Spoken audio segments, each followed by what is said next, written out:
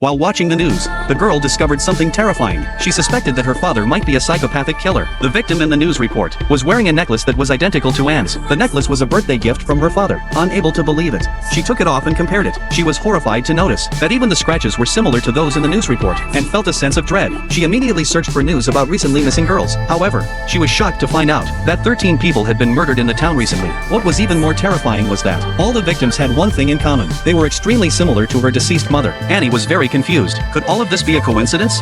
Thinking about how her father had been coming home late recently, Annie felt even more uneasy to find out if her father was a murderer. She went to his room to investigate. She found a large amount of anesthetics in the drawer. Then she discovered an album detailing the information of the murdered girls. Just as Anne was shocked, the sound of a car came from outside. It was her father returning home, and hurriedly put the album back in its place, and took a bottle of anesthetic drugs. She then quickly left her father's room, and returned to her own bedroom, pretending to be calm, and let out a slight sigh of relief.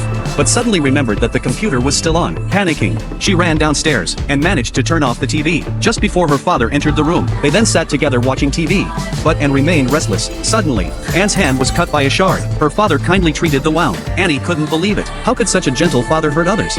She thought she was being too sensitive, until late at night. Annie still couldn't sleep. There was always a mystery in her heart. Suddenly, footsteps were heard outside the corridor. Her father put down the ladder leading to the attic, listening to the strange noises above.